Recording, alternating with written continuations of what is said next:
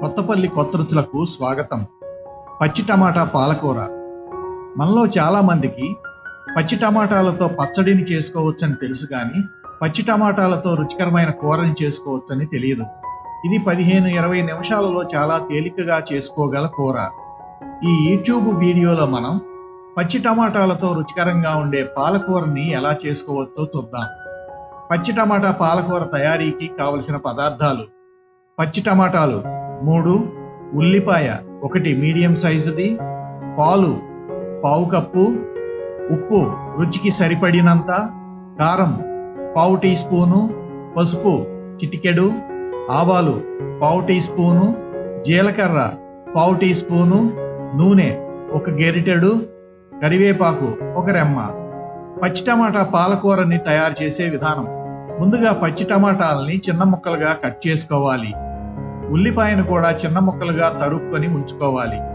ఇప్పుడు పొయ్యి మీద బాణలిని పెట్టి అది వేడెక్కిన తరువాత అందులో కొద్దిగా నూనెను పోయాలి.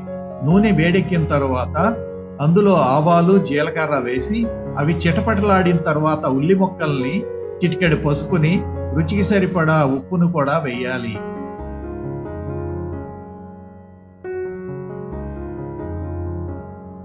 ఉల్లి ముక్కల్ని 1 నిమిషం పాటు వేయించిన తరువాత బాణలిలో టమాటా ముక్కల్ని కూడా వేయాలి.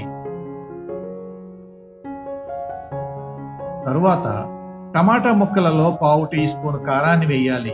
కూర రుచిగా ఉండాలంటే పాలకూరల్లో కారం ఎక్కువ వేయకూడదు.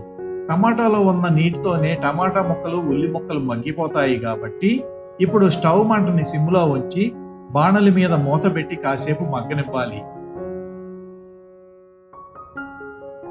టమాటా ముక్క కొద్దిగా మగ్గిన తర్వాత కూరలో కరివేపాకును వేయాలి. 10-15 నిమిషాల్లో టమాటాలు బాగా మగ్గుతాయి. టమాటా ఉడకడానికి దానిలో నీరు కనుక సరిపోకుంటే కూరలో కొంచెం నీటిని తరువాత అయినా చేర్చుకోవచ్చు. టమాటాల పచ్చిదనం పోయి పూర్తిగా మగ్గిన తరువాత చివరగా పాలు పోసి పాలని 1 ఉడుకు మాత్రమే రానిచ్చి వెంటనే స్టవ్ని కట్టివేయాలి.